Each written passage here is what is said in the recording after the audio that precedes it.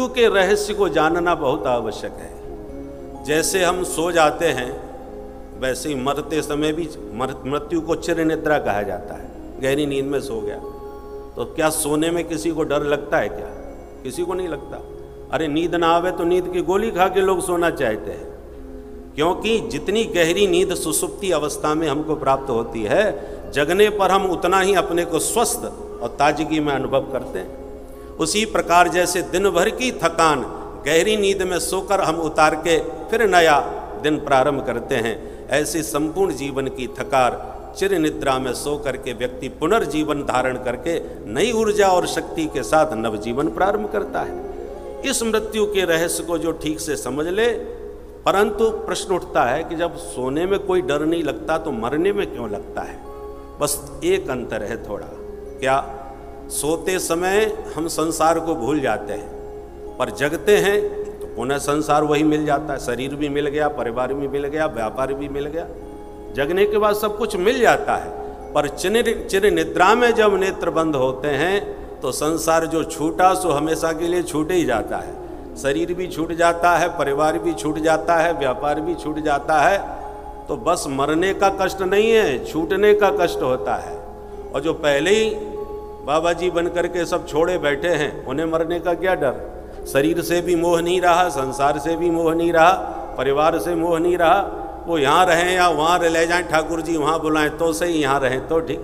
जैसे एक छोटी सी बात कह करके इस बात को और ठीक से समझें। जैसे एक राज्य था, उस राज्य का नियम था कि जो भी राजा बनेगा 5 साल के लिए बनेगा, और जब राजा का पूरा हो जाता राज्यकाल तो गंगा पार उसे जंगल में छोड़ दिया जाता था।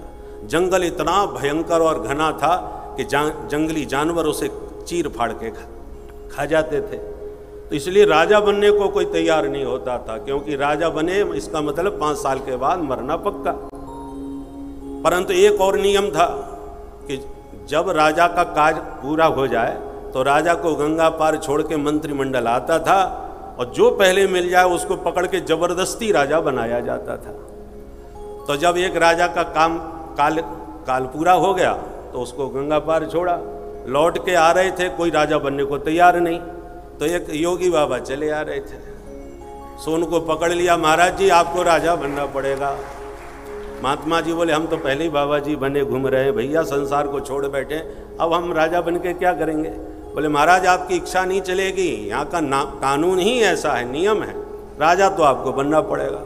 बोले ठीक है, नहीं मानते तो बना दो भाई, हमको तो कोई फर्क नहीं पड़ता, परंतु एक नियम है महाराज, आपको भी ऐसी गंगा पार छोड़ा जाएगा। बोले भाई तब तो ये तुम्हारा बड़ा खतरनाक नियम है, पर कोई बात नहीं, हम तो सब पहले ही छोड़े बैठे हैं, शरीर भी छूट जाए तो क्या फर्क पड़ता है।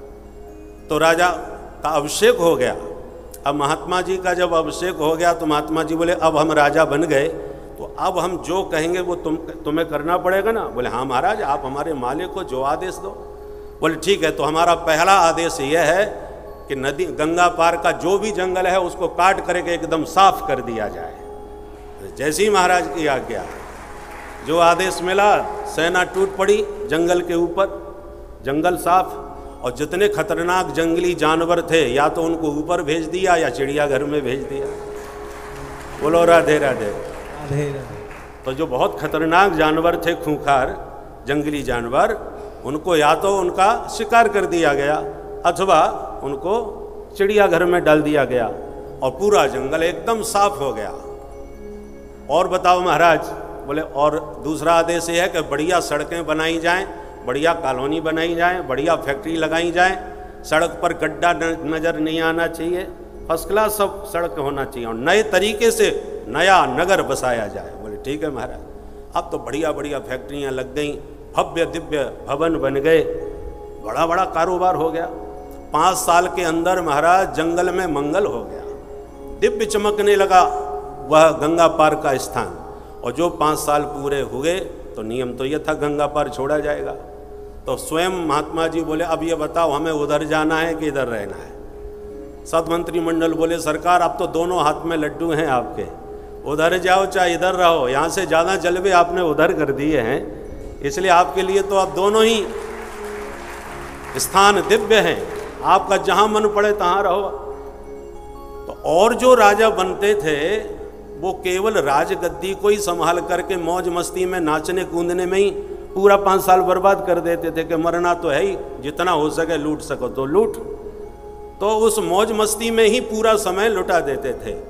परंतु महात्मा विवेकशील थे, इसलिए उन्होंने गद्दी पर बैठते ही आगे की सोचना प्रारंभ कर दिया, जहाँ जाना है। और जहाँ जाना है वहाँ की तैयारी पहले से थी, और जब पूरी तैयारी हो गई तो अब यहाँ रहो चाहे वहाँ रखो, क्या फर्क पड़ता है। इसलिए मंत्रिमंडल ने पुनः उनको ही सत्ता सौंप दी। बोले महाराज, अब आप जैसा नेतृत्व हमारे राज्य को मिल नहीं सकता, जो आपने जंगल में भी मंगल कर दिया। कहने का तात्पर्य है कि जो केवल इस लोक में रह करके इसी लोक के ही बारे में चिंतन करते रहते हैं, और जब मरने की वक्त आती है तब परलोक याद आता है कि अब मरने के बाद हम कहाँ जाएंगे, क्या होगा। तो मरते समय वही घबराते हैं जिनकी आगे की तैयारी नहीं होती। और उस महात्मा की तरह पहले से जो आगे की तैयारी करके चल रहा है और पूरी तैयारी कर चुका है, वो जानता है कि जाना तो है ही उधर, तो उधर की पहले से ही तैयारी क्यों न की जाए। और पूरी तैयारी जिसकी पहले होती है वो मुस्कुराते हुए देह त्याग करके परलोक की यात्रा में जाते हैं। भगवान की प्रतीक्षा करते हैं आदेश की। वो यहाँ रखना चाहें तो यहाँ उनकी सेवा करेंगे, वहाँ अपने पास बुलाना चाहे तो उनके पास भी जाएंगे। क्या डर, क्या भय। इसी प्रकार महात्मा शास्त्र के अनुसार अपना जीवन जीते हैं, इसलिए लोक और परलोक दोनों उनके सिद्ध हो जाते हैं। हम लोग केवल संसार को देखते हैं, जहाँ हमें आगे जाना है उसकी तैयारी नहीं करते, इसलिए मृत्यु हमें डरावनी और भय प्रदान करने वाली प्रतीत होने लगती है।